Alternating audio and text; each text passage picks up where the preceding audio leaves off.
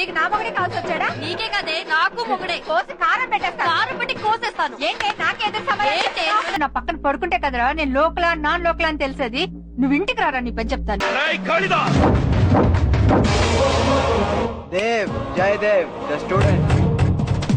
ఒక్కొక్కరిని వచ్చి నరుకుతా కొడుకుల్ని. ఏంటండి మీరు నరికేది? మీరు 10 మందే ఉన్నారు, ఇక్కడ 100 మంది ఉన్నారు.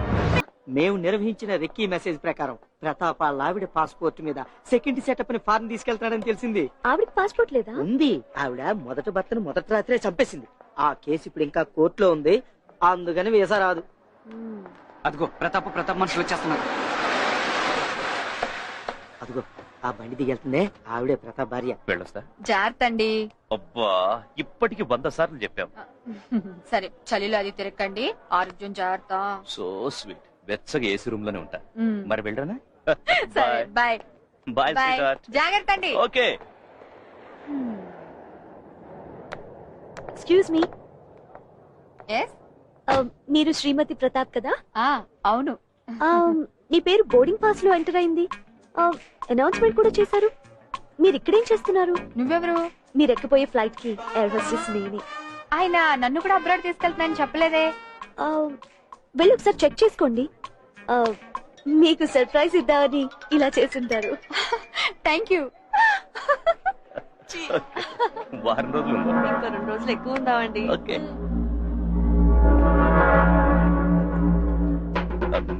మీరు ఆవిడ పేరు ఆవిడ అంటే పెళ్ళ పేరే మర్చిపోయారా? ఓహో, అక్కడ ఏసీ రూమ్ లో కూడా వెచ్చగా ఉంటా అన్నారు, దీంతోనేనా?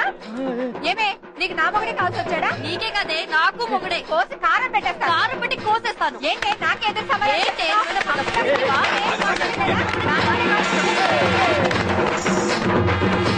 ఏం చూస్తున్నావా? ఏమైనా చేయబోయా? సార్ నేను మేనేజ్ చేస్తాను కదా.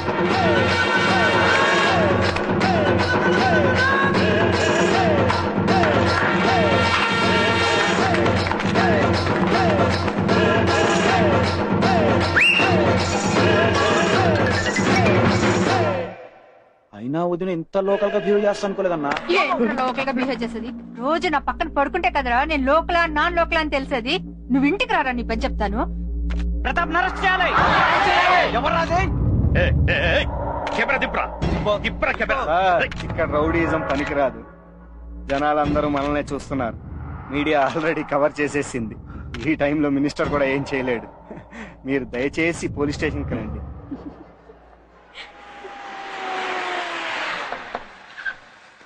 నమస్తే అన్నా. పోండ్రా. రోజు రోజుకి ఈ మీడియా కూడా ఎక్కువైపోతుంది. ఒక్కొక్కరిని ఏడ్చేయాలరా. తిట్టొద్దన్నా, మన ఖర్చుల కన్నా వాళ్ళ కెమెరాలకే పవర్ ఎక్కువ. అదేంటో మనం షూట్ చేస్తే కేసు అవుద్ది, వాళ్ళు షూట్ చేస్తే న్యూస్ అవుద్ది. అసలు ఇదంతా ఎలా జరిగిందన్నా? అంతా వీడి వల్లే. రా అన్నారా, చెప్పానుగా ఎదవనని. ఎలా రప్పించానో చూసావా? రేయ్, నీకేం బ్యాక్గ్రౌండ్ ఉందనరా? ఏం చూసుకుంటా ఇంత రెచ్చిపోతున్నావు? బ్యాక్గ్రౌండ్ కాదన్నా, బ్యాక్ బోన్ నమ్ముకుని వచ్చినోడిని. రేయ్, నిన్ను వదలనరా. నాది సేమ్ డైలాగ్ అన్నా. Excuse me. ఎస్ లాయర్ గారు, ఇతని పేరు దేవ్ అలియాస్ జయదేవ్, రేచర్ల బంగారయ్య కాలేజ్ స్టూడెంట్. ఇవిగోండి పేరు పేపర్. ఏయ్, ఈతను దేవ్ కాదు. నిరూపించగలరా? గాలిగడు మళ్ళీ ఏదో ఆట మొదలెట్టాడు. అసలు నువ్వు స్టూడెంట్ లో ఉన్నావురా? ఏ నీ చేతుల్లో అన్యాయంగా దెబ్బలు తింటున్నప్పుడు నువ్వు పోలీసువా కావా అని అతను ఏమైనా అడిగాడా? రా బాబు. రేయ్, గెలిచాను అనుకుంటున్నావా? ఓడిపోతానన్న భయం నీకు స్టార్ట్ అయిందన్నా. రేయ్, ఖాళీదా. Dev Jayadev the student. వాడు దేవేంట్రా? మన చేతులతో మనమే కాల్చి చంపాం కదా. చాలా తెలివిగా ప్లాన్ చేశాడు. దానికంత టెన్షన్ ఎందుకు బావా? వాడు దేవు కాదు, కాళిదాసుని ప్రూవ్ చేద్దాం, ప్రాబ్లం సాల్వ్. మరి దేవేమయ్యాడంటే ఏం చెప్తాడు? మినిస్టర్ లైన్ లో దొరికాడా? మినిస్టర్ గారు బంగారు ట్రస్ట్ వాళ్ళు చేపట్టిన భూ పంపిణీ కార్యక్రమానికి వెళ్ళారంటనా? బంగారయ్య ట్రస్ట్ భూ పంపిణీక మనకు తెలియకుండా. ఆగండి, ఆగండి, ఆగండి, ఆగండి. అంతేకాకుండా కోట్ల విలువైన ఈ భూమిని మినిస్టర్ గారి చేతుల మీదుగా పేద ప్రజలకు పంచే ముందు భూమి పూజతో ఈ కార్యక్రమాన్ని ప్రారంభిద్దాం. మొత్తం పంచాలా? భలే వరే. మొత్తంగా ఎవరికైనా ఇస్తుందా? 10% పేదవాళ్ళకి ఇచ్చి మిగతాదంతా మీరే. మీరు కూడా పంచలేస్తారే. అప్పుడప్పుడు. సార్ సార్, ప్రతాప్ రావయ్యా రా. సార్ ఏంటిదంతా? భూమి పంపిణీ కార్యక్రమం అయ్యా. ఇందులో 10% పేదలకి, మిగతాదంతా యాజ్ యూజువల్ గా మనం నొక్కేద్దాం. ఇది ఆల్రెడీ నొక్కేసిన ల్యాండే సార్, మీదే. అబ్బో, ఇది వీడికి తెలియకుండా నోట్ చేయాల్సిన పంచి. ఆ రేచర్ల బంగారు ట్రస్ట్ వాళ్ళు అన్నారు చూడు. రే ఏంట్రా ఈ రిజిస్ట్రేషన్? దీని గురించి మాకేం తెలియదు సార్. ఈ విషయంలో మీరు ఏమైనా మాట్లాడుకోవాలనుకుంటే మా స్టూడెంట్ లీడర్ దేవతో మాట్లాడుకోండి, అంతే కదా సార్?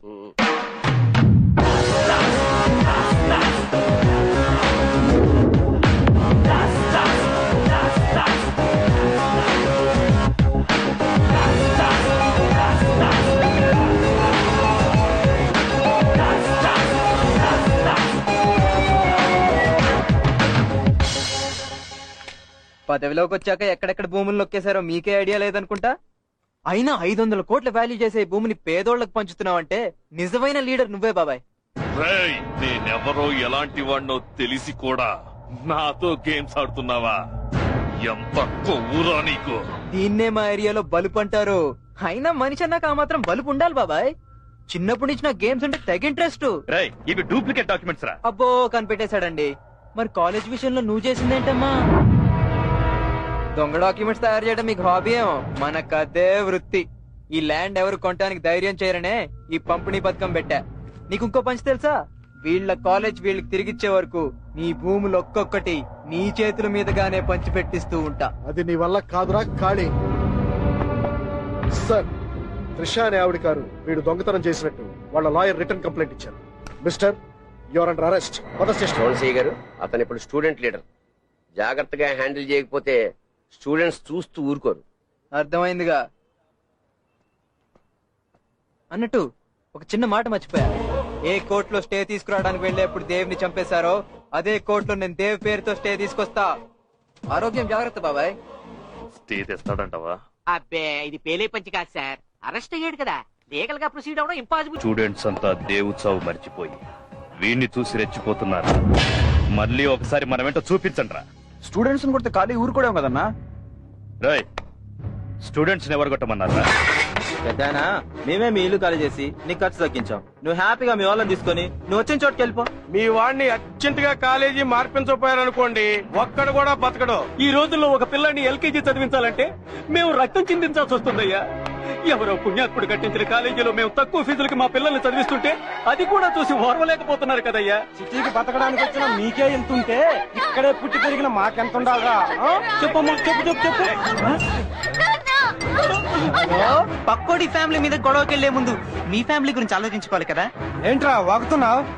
ఉత్తి వాగుడు కాదన్నా, మీ ఇంట్లో సామాన్లు బయట పడేయాలా వద్దా అనేది నువ్వు చెప్పే సమాధానాన్ని బట్టి ఆధారపడి ఉంటుంది. బే చూడమ్మా, మీ ఆయనకి బీపీ బాగా పెరిగిపోయినట్టుంది.